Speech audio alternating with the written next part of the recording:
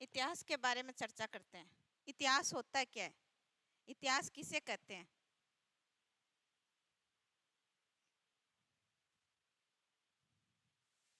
हम्म?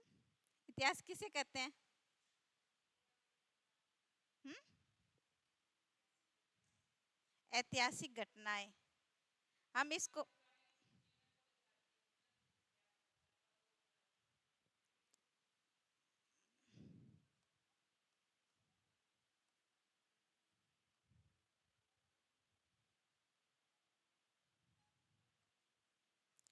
पुराने जीवन। तो कौन सा पुराना जीवन?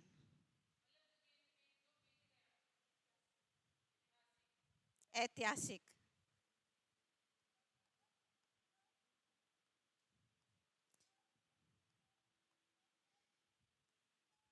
इसे साफ शब्दों में क्या कह सकते हैं? इसे साफ शब्दों में क्या कह सकते हैं? ऐतिहासिक।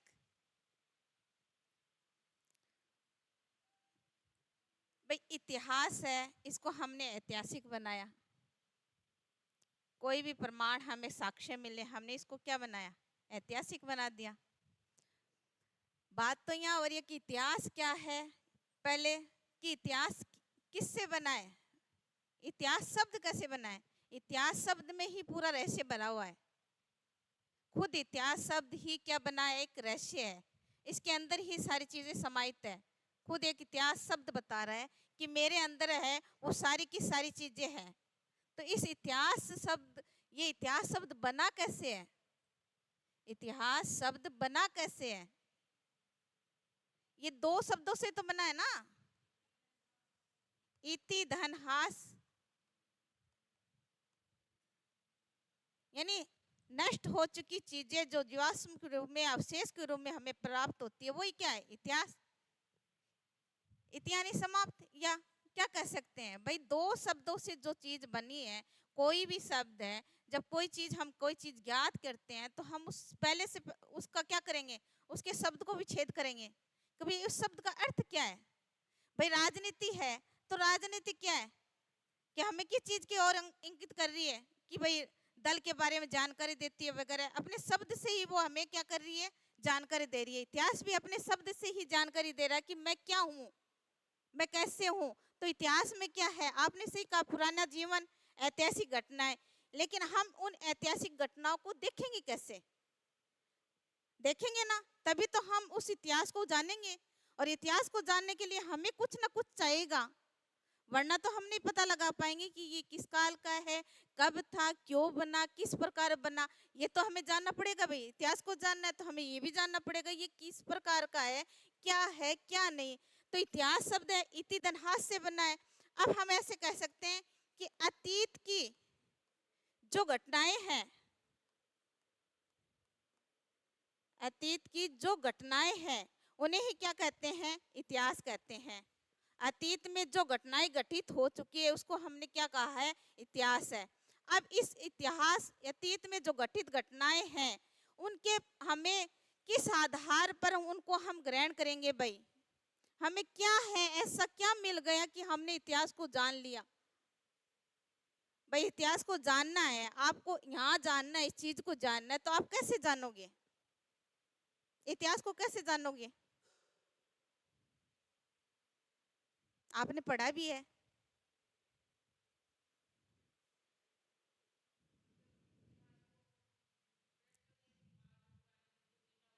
हाँ, बीता हुआ इतिहास को, आप उस बीते हुए इतिहास को कैसे जानोगे? भाई सीधी सी बात है, आप अपने परिवार के बारे में जानोगे तो आप कैसे जानोगे?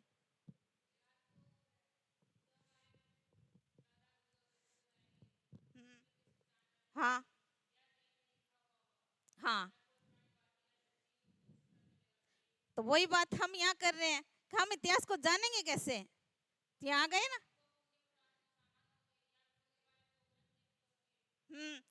तो हम इनको क्या कह सकते हैं कि हमें कोई ना कोई प्रमाण मिलेगा, हमें कोई ना कोई साक्ष्य मिलेगा।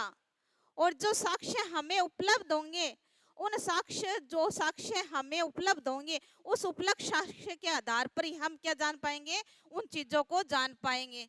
सब समझ। तो ये क्या हुआ, इतिहास को हम कैसे जानेंगे, कोई ना कोई प्रमाण हमें प्राप्त होगा, चाहे वो किसी न किसी रूप में हो। तभी तो एक विभाग बनता है इतिहास के लिए, पुरातात्विक विभाग। नाम सुना ना? पुरातात्विक विभाग क्या करता है, उन्हीं तथ्यों की तो खोज करता है, वही तो प्रमाण निकालते हैं, कभी ये इतने ईसा पूर्व है, ये इतने ईसा पूर्व का है। तो हमने इतिहास को जानने के लिए हमें क्या चाहिए, प्रमाण चाहिए। और प्रमाण हमें क्या तो या तो खंडित अवस्था में मिलेंगे या हमें लिखित अवस्था में मिलेंगे, किसी न किसी रूप में हमें वो अवशेष मिलेंगे। फिर हम उसके आधार पर उसका समय का निर्धारण करेंगे, ये कितने समय पूर्व है, ये कहाँ विकसित हुआ, किस प्रकार विकसित हुआ, क्या इनका रहन सहन था, क्या इनका आर्थिक जीवन था, कैसा इनका राजनीतिक जीवन था। ये कौन बताता है हमें, ये एक साक्ष्य बताते हैं। तो साफ अर्थों में हम ये कह सकते हैं कि इतिहास को क्या कह सकते हैं कि अतीत की घटनाओं को जानने की जो साक्ष्य हमें उपलब्ध होते हैं वही क्या होते हैं, इतिहास होता है। अतीत की घटनाएं जो हमें या क्रम वाइज हमारे पास आ रही है वही क्या हो गया, इतिहास हो गया। तो इस शब्द का, ये शब्द किससे बना हुआ है, दो शब्दों से बना हुआ है, जो अपने नाम से ही हमें सार्थक कर रहा है कि मैं किस प्रकार हूं। अब इस इतिहास को हम कितने भागों में बांटेंगे, इतिहास को प्रमुख रूप से कितने भागों में बांटोगे भाई, इतिहास को आप कितने रूपों में बांट सकते हो।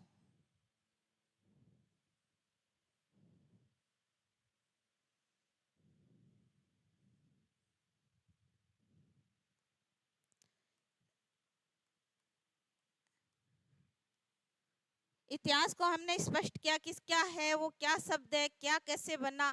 तो आप इतिहास को कितने रूपों में बांटोगे, तीन रूपों में। तीन रूप कौन कौन से, प्राचीन, फिर मध्य, आधुनिक।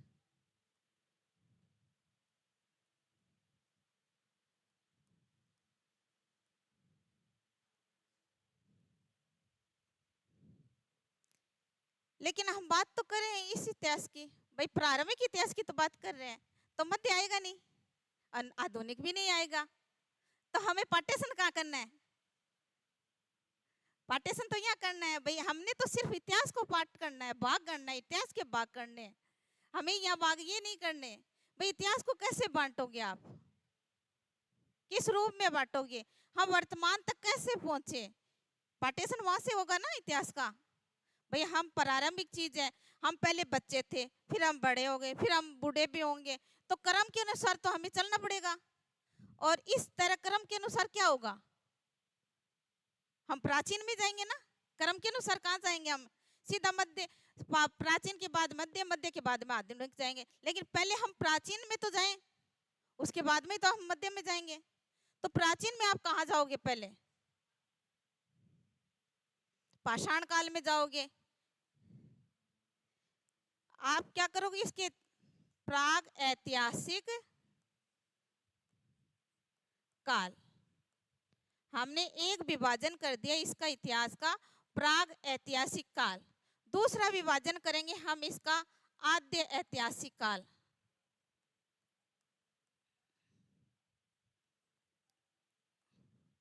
आद्य ऐतिहासिक काल।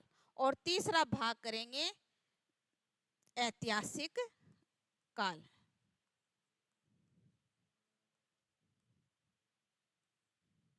ये तीन रूप हो गए, प्राग ऐतिहासिक काल, आद्य ऐतिहासिक काल और ऐतिहासिक काल।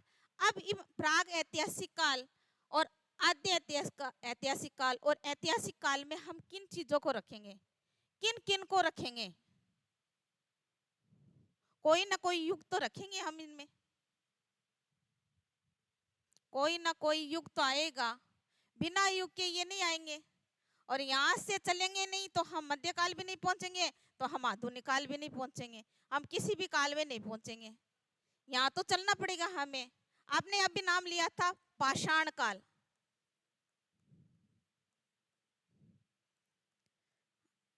आपने क्या नाम लिया था, पाषाण काल। हमने प्राग ऐतिहासिक काल में किसको रखा, पाषाण काल में। क्यों रखा, क्योंकि प्राग ऐतिहासिक काल में हमने क्या नहीं सीखा था, लिखना नहीं सीखा था। तो हमें इनके लिखित अवशेष नहीं मिलते। जिस काल में हमें लिखित अवशेष नहीं प्राप्त हुए वो काल क्या कहलाता है? प्राग ऐतिहासिक काल कहलाता है। यहाँ लिपि नहीं थी तो कहाँ से मिलेगा हमें? क्योंकि इनको लिखना नहीं आता था, इनको सिर्फ हथियार बनाना आते थे। इसमें यूं कह सकते हो आप, वन मानुष या आदि मानुष यही तो निवास कर रहे थे। और आपने पढ़ा, हिस्ट्री पढ़ी है, तो आदि मानव ने शायद शिक्षा नहीं थी ना, क्योंकि उनको रहने का ढंग नहीं था। वो जंगल में रह रहे थे, कच्चा मांस खा रहे थे, तो पेड़ों पर लटक कर रह रहे थे, बैठ कर रह रहे थे, यानी उनका कोई ही आचरण वर्तमान का था क्या? नहीं था ना। तो यहाँ क्या नहीं है? शिक्षा नहीं है। यहाँ न तो उन्हें पढ़ना आता था, न लिखना आता था। यहाँ जिस युग में लिखाई और पढ़ाई, न लिखित अवशेष मिले हमें, न वैसे अवशेष मिले, वो काल कैसा कहलाया? प्राग ऐतिहासिक काल कहलाया। अब चर्चा करते हैं आद्य ऐतिहासिक काल में। यहाँ हमने लिखना पढ़ना सीख लिया। यहाँ हमने क्या सीख लिया? लिखना और पढ़ना दोनों सीख लिया। और इस क्रम में हम अपना रखेंगे सिंधु सभ्यता। किसको रखेंगे? सिंधु सभ्यता। इसके अलावा हम किसको रख सकते हैं? वैदिक सभ्यता को। बहुत बार पढ़ा ना, वैदिक सभ्यता, सिंधु सभ्यता। हमने आद्य ऐतिहासिक काल में किसको रख दिया? सिंधु सभ्यता को रख दिया, वैदिक सभ्यता को रख दिया। अब ऐतिहासिक काल में क्या रखेंगे? महाजनपद काल से आगे तक। महाजनपद काल से हमारा आगे तक जो हमने जब तक पढ़ा है, यानी आधुनिक काल तक पढ़ा है, वो आगे तक चलता जाएगा ऐतिहासिक काल में। तो आद्य ऐतिहासिक काल में हमने दो सभ्यताएं ली है। यहाँ हमें लिखित साक्ष्य भी प्राप्त हुए हैं, और उनको ये अलग बात है कि हम पढ़ नहीं पाए। हमें साक्ष्य लिखित मिले हैं, लेकिन हम क्या नहीं कर पाए? उसको पढ़ नहीं पाए। और यहाँ हम उसको क्या कर पाए हैं? पढ़ पाए हैं।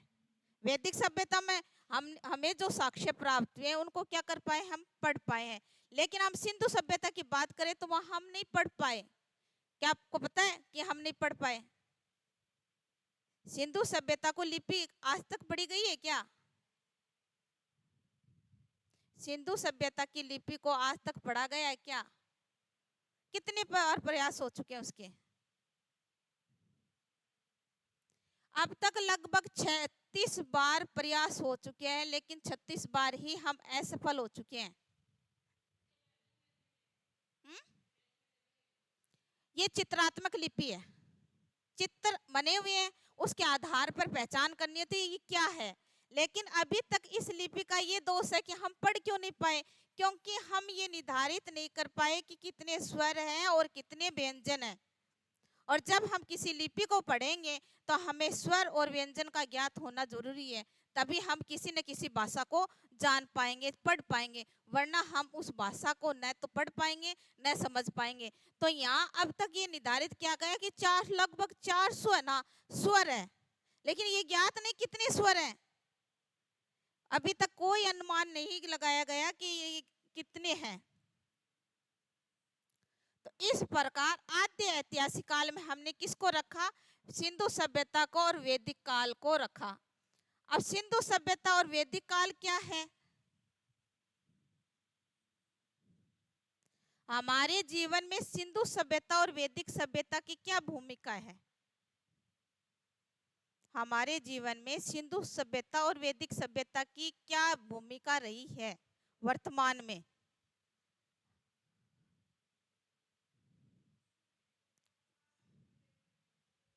सिंधु सभ्यता में पक्के मकान मिले और पक्के भवन, सड़कें,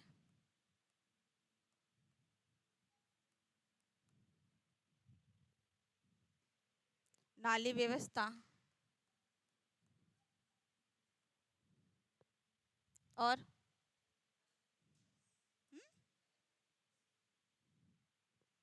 उनको छोड़ दो, कालीबंगा हम चलेंगे तब बोलेंगे। देखो हमने वर्तमान में सिंधु सभ्यता से क्या क्या लिया है?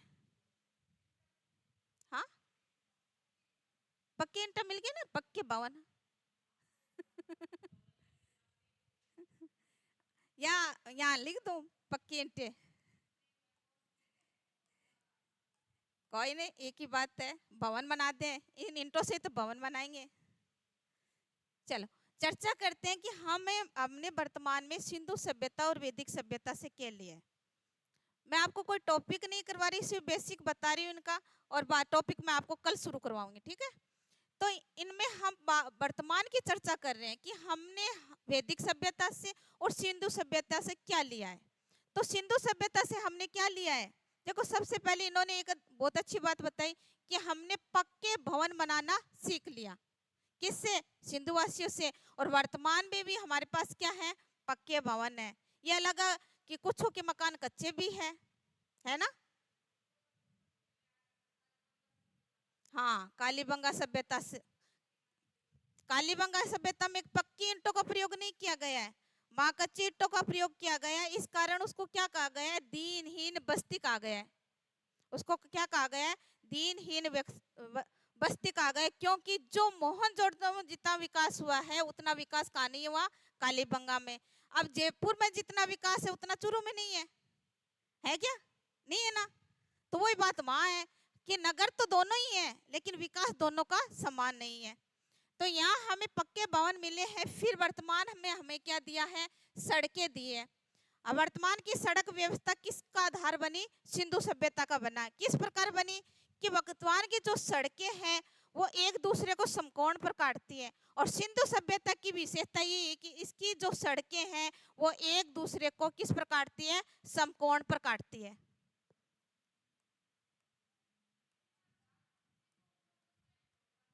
हाँ हाँ, जाल जाल ग्रिड पद्धति, उत्तर से दक्षिण, दक्षिण पूर्व से पश्चिम, इस प्रकार इन्होंने किसको काटा है? समकोण पर काटा है सड़कों को। वर्तमान में देख रहे हो क्या हुआ? किस बात की हंसी आई? क्यों? कार्टून कहां से? आपको कहां से नजर आएगा? समकोण पर काट रही है भाई। हमने देखा है क्या समकोण पर काटते हुए? बता सकते हो? रोजाना आते हो जाते हो, कभी गौर किया है? पंखा सर के लिए अपने पास देख लो, उसके घूम के तो जा रहे हैं, वो समकोण ही तो बना हुआ है। चौरा बना हुआ ना, वो समकोण ही तो है। तो हम किसको काट रहे हैं? समकोण पर ही तो काट रहे हैं।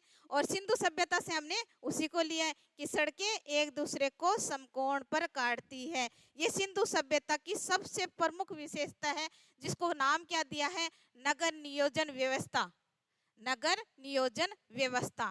फिर हम बात करते हैं नाली। नाली व्यवस्था में क्या है? वर्तमान में जो सुविधा है वो हमने किससे ले ली? सिंधु सभ्यता से। और हमने अभी चर्चा की कालीबंगा, तो कालीबंगा में ये स्पष्ट नजर आता है, आता है ना भाई। यहाँ भी ये बताया गया कि नाली बनी हुई थी, दो तरह की बनी हुई थी, एक तरह की नहीं बनी हुई थी, दो तरह की बनी हुई थी, कच्ची और पक्की, दो तरह की बनी हुई थी। तो हमने नाली व्यवस्था सिंधु सभ्यता से ली है। और इसमें सबसे बड़ी बात क्या है कि हमने जो गंदे पानी की निकासी जो की है वो घरों से बाहर की है। वर्तमान में देख लो, घरों से बाहर है।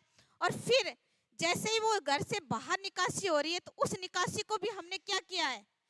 नगर से बाहर किया है। और वर्तमान में भी क्या है?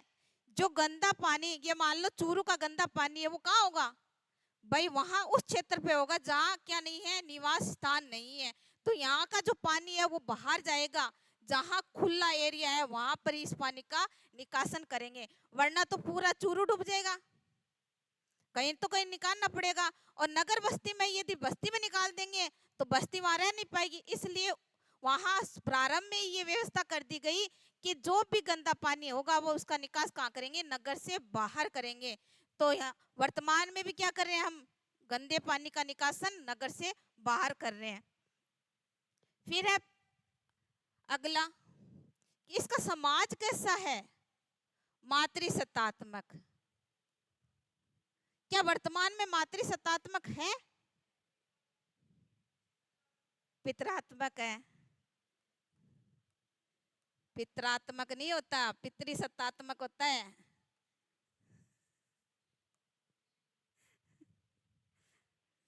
पितृसत्तात्मक। पितृसत्तात्मक हमको किसने दिया? समाज। पितृसत्तात्मक समाज हमको किसने प्रदान किया? भाई मैंने कह दिया कि मातृसत्तात्मक तो सिंधु सभ्यता ने दिया है, तो पितृसत्तात्मक कौन आ गया? वैदिक सभ्यता। बात ही दो चीज की कर रहे हैं हम, बात हम किसकी कर रहे हैं? दो ही सभ्यताओं की बात करें तो एक ने दे दी मातृसत्तात्मक, दूसरा अपने आप ही बच गया कि पितृसत्तात्मक है। तो यहाँ समाज कैसा था? मातृसत्तात्मक। क्या ये बता सकते हो विश्व में और कौन सी सभ्यता है जो मातृसत्तात्मक थी? विश्व में ऐसी कौन सी सभ्यता है जो मातृसत्तात्मक थी? अब अगर आपको घर का मुखिया बनना है तो चाहे आप बहन से विवाह करो, करना पड़ेगा। हाँ, रियल में।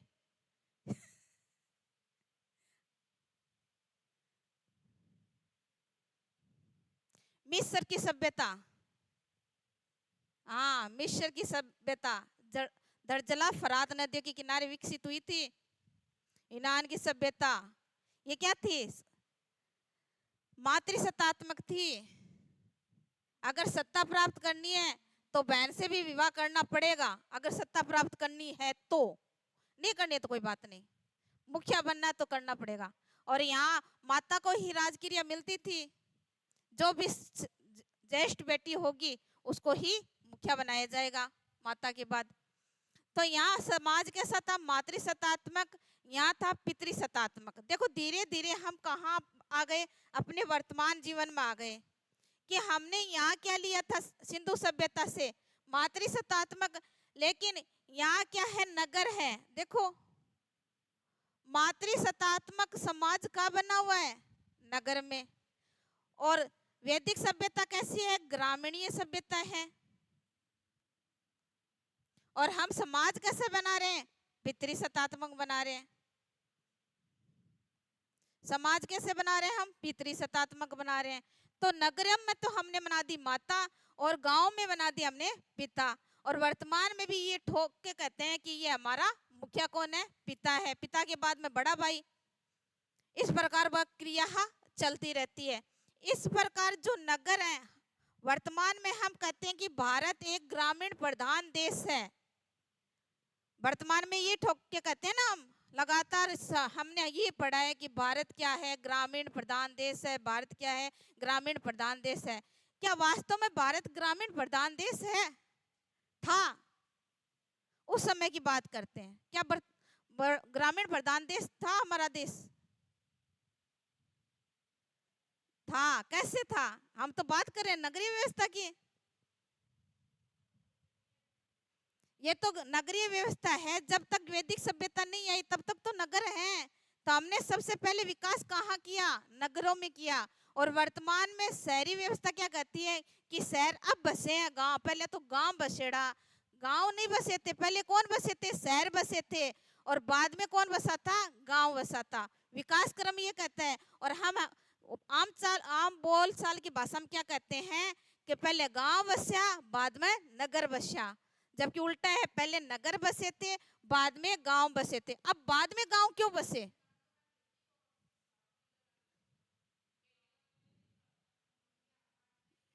सही कर रहे हैं, खेती नहीं थी। खेती हमें किसने दी? वैदिक सभ्यता ने। खेती कर रहे हैं लेकिन हमें पूर्ण खेती का ज्ञान नहीं था। हमें ज्ञान तो सिंधु सभ्यता में था खेती का, लेकिन पूर्ण ज्ञान हमें कहाँ मिला? वैदिक सभ्यता में। और फिर ये ग्रामीण सभ्यता क्यों बनी? आदिवासी खेती नहीं करते थे।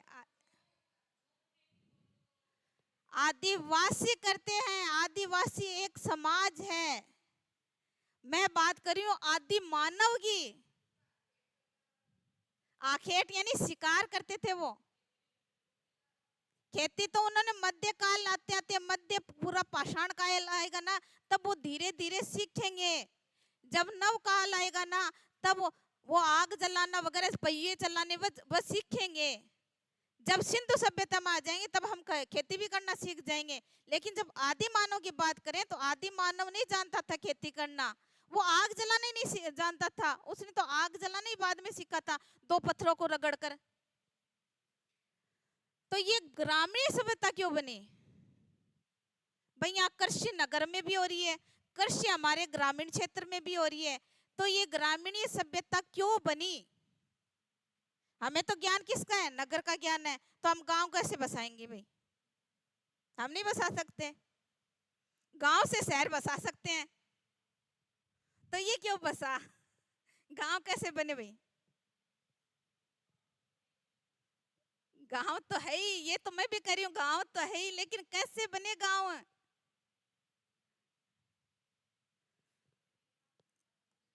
ये कौन सी सभ्यता बनी? वैदिक सभ्यता। और वैदिक सभ्यता में कौन है प्रमुख? वैदिक सभ्यता में प्रमुख कौन है? वेद। वेद को रचने वाले कौन थे?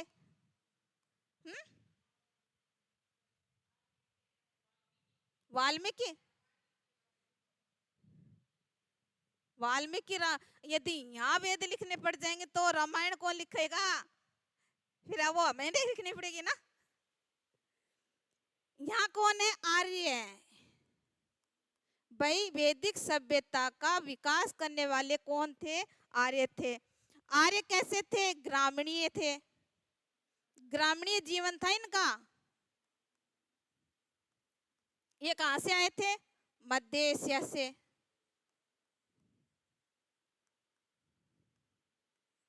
ये कहां से आए थे? मध्य एशिया से आए थे। इनका जीवन रहन सहन कैसा था? ग्रामीण था। तब हमने किसको कौन सा पाठ सीख लिया? ग्रामीण सभ्यता को सीख लिया। इन्होंने तो हमें सिखाया था कबीले में रहना, बस्तियां बनाना, ये सब सारी की सारी चीजें हमने इनसे सीखी। और ये किससे सीखे? इनकी प्रवृत्ति कैसी थी? इनके क्षेत्र में जनजीवन कैसा था? ग्रामीण जनजीवन था, नगरीय जनजीवन नहीं था। इनका जीवन कैसा था? ग्रामीण जनजीवन था। इसलिए इन्होंने हमारे देश के निवासियों को भी कौन सी सभ्यता दी? जीवन कौन सा दिया? ग्रामीण जीवन दिया। तभी तो नगर के बाद ग्रामीण आए। क्यों? कि आर्य जो आए थे वो बाहर से आए थे, उनको नगर के बारे में जानकारी न के बराबर थी। और उनकी किस की जानकारी थी? ग्रामीण जीवन की जानकारी थी। इसलिए बाद में ग्रामीण आए, पहले नगर आए। हम कौन है भाई? आर्य हैं क्या? हम कौन है? अनार्य।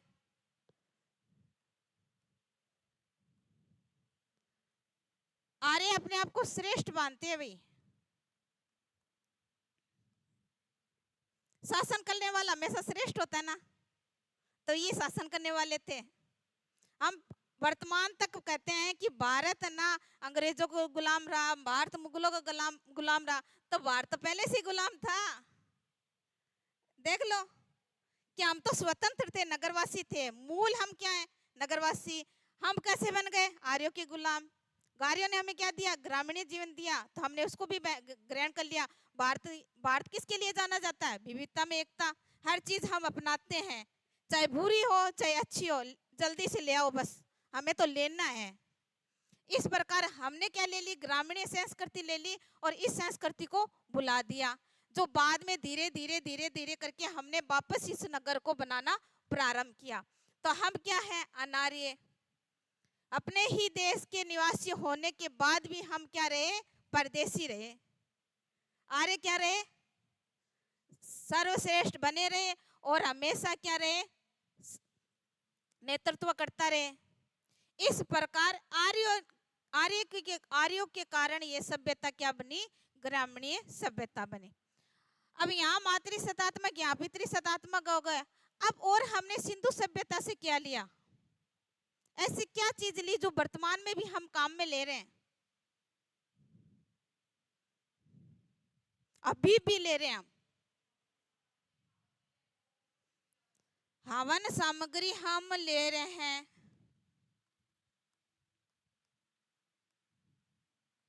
हवन सामग्री की बात आती है तो चलो देवताओं की बात करते हैं, तभी तो हम हवन करेंगे।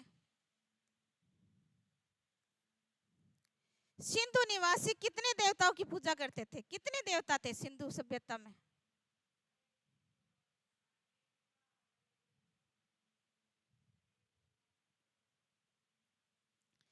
अगर सिंधु सभ्यता की बात करें तो सिंधु सभ्यता में कितने देवता थे और वैदिक सभ्यता में कितने देवता थे?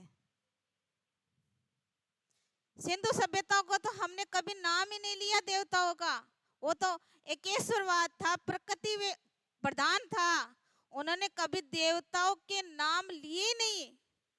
हमने उनको नाम दे दिए कि हमने जिस प्रकार हमने पहचान की, हमने जो अवशेष मिले शिव से मिलते हुए मिला है उसे, तो हमने उसको क्या नाम दे दिया? पशुपति शिव, वो नाम हमने दिए। जबकि सिंधु सभ्यता तो सिर्फ प्रकृति की ही पूजा करता था, नदी पहाड़ वृक्ष इनकी पूजा करता था। जबकि देवता की संख्या के रूप में यदि चर्चा करें तो कौन सा काल आएगा? वैदिक काल आएगा। तो वैदिक काल में कुल कितने देवता माने गए हैं? वैदिक काल में कुल कितने देवता माने गए हैं?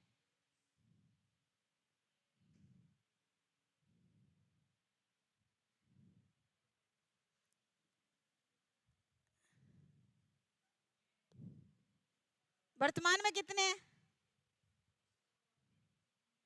33 करोड़। अब कड़ूमा थोड़ा सा बढ़ गया, 64 करोड़ भी बताने लगे हैं। 33 करोड़ देवी देवता। देखो देवताओं का भी परिवार बढ़ता है, हमारा भी बढ़ रहा है तो उनका भी बढ़ रहा है, उनका घटना नहीं है। तो कहाँ 33 थे और कहाँ अब बना दिए हमने 33 करोड़, फिर अब बना रहे हैं अब 64 करोड़। देवताओं का भी परिवार बढ़ता ही जा रहा है, घट नहीं रहा है। तो ये प्रश्न पूछा हुआ है कि वैदिक सभ्यताओं में कितने देवता माने गए थे? तो मात्र 33 ही देवता थे। कितने देवताओं का उल्लेख है? मात्र 33 देवताओं का उल्लेख है। जबकि ये बहुदेववाद है और सिंधु सभ्यता कैसी थी? एकेश्वरवाद। वह प्रकृति वगैरह की इनकी क्या करती थी? पूजा करती थी। उन्होंने किसी देवता विशेष को नामकरण नहीं किया, लेकिन हमें नामकरण कहाँ मिलता है? वैदिक सभ्यता में नामकरण मिलता है।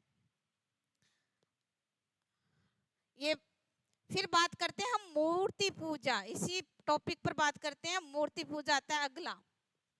क्या सिंधु सभ्यता में हमें मूर्तियों के अवशेष मिले पूजा के रूप में?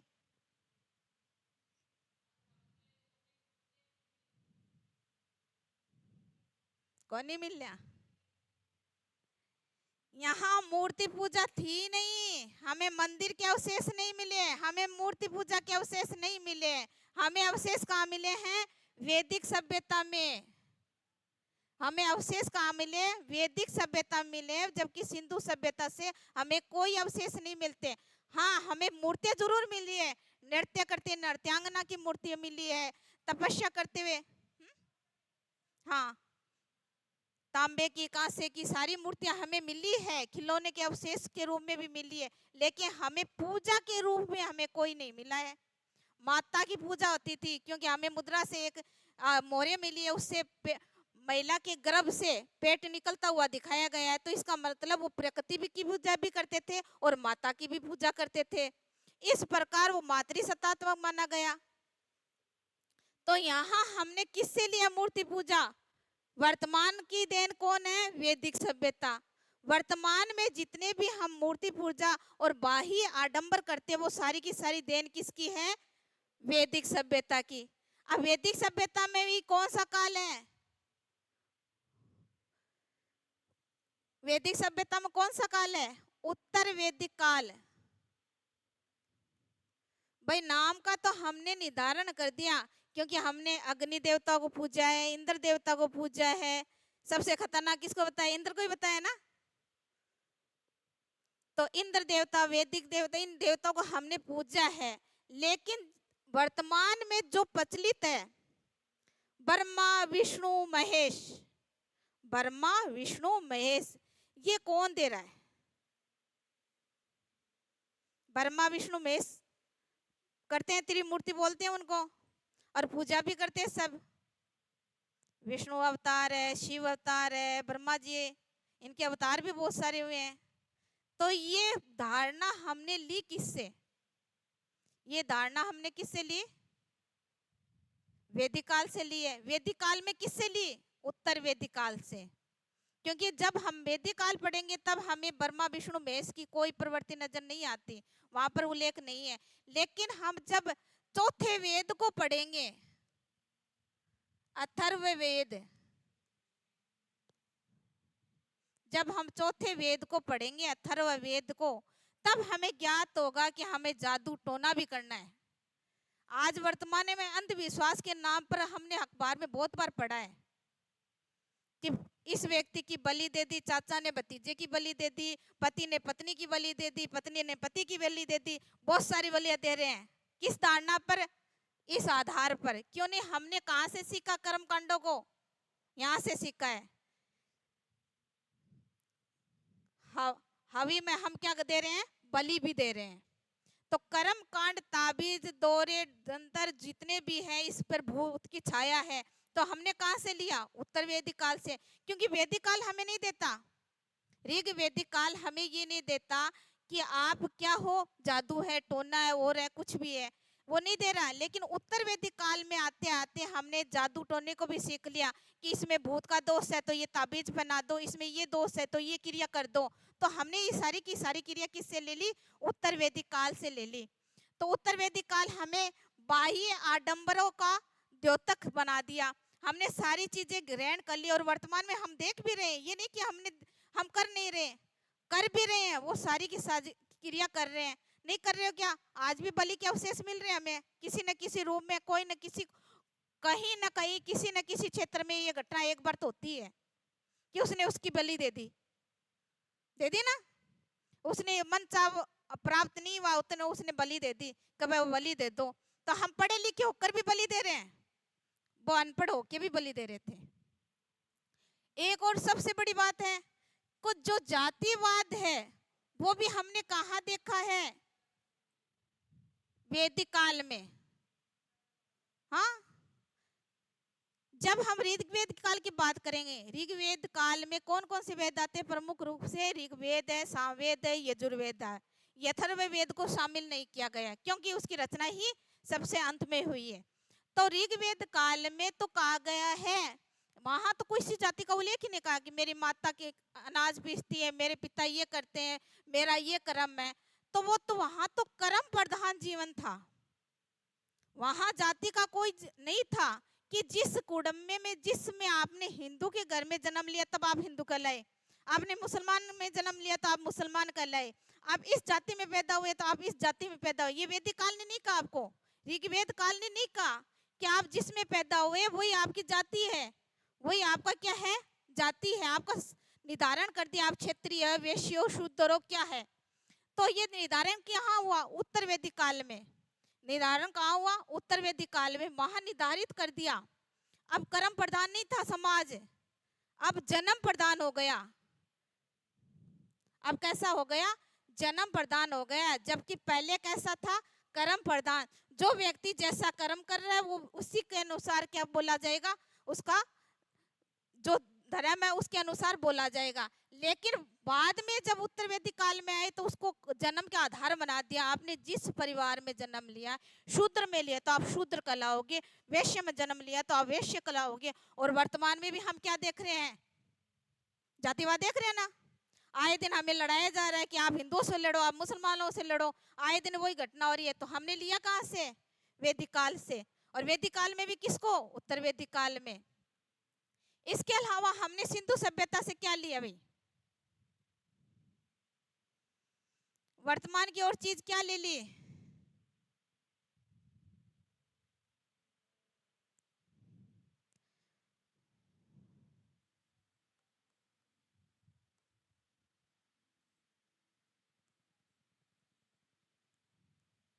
बात ठप, वर्तमान में बात टप यूज ले रहे ना,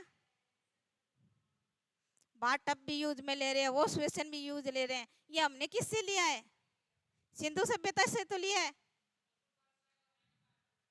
हुँ?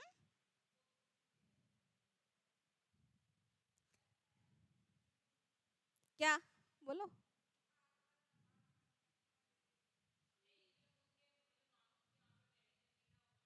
हाँ, बात तब के अवशेष हमें प्राप्त हुए हैं।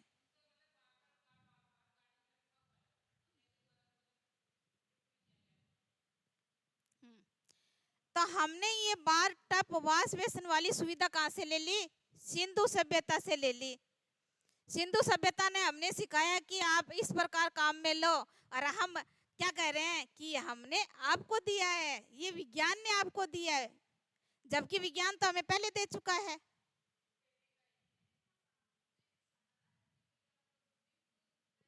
हाँ, सामूहिक स्नानागार की प्राप्ति हुई है, जो वर्तमान में हमारा क्या है, स्विमिंग पूल है। पहले साथ में नहाते थे, उसको सामूहिक स्नानागार कह दिया, और अब हम एक साथ जाते हैं, नहा के आते हैं, तो हमने उसको क्या नाम दे दिया, स्विमिंग पूल। बस अंग्रेजी बना दी उसकी, हिंदी तो वही है लेकिन।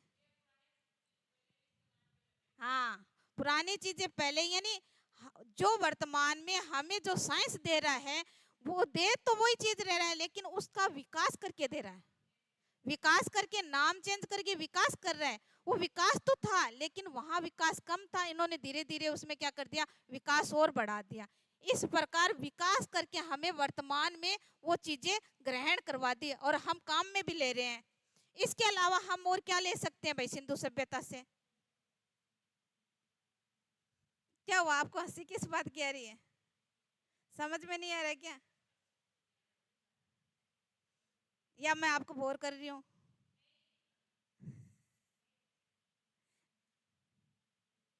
मैं बेसिक ही करा रही हूँ, टॉपिक नहीं करवा रही, सिर्फ बेसिक क्रिया चल रही है अपनी।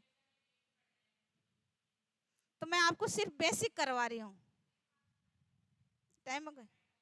अच्छा, ठीक है, तो फिर कल करवा देंगे, कोई नहीं।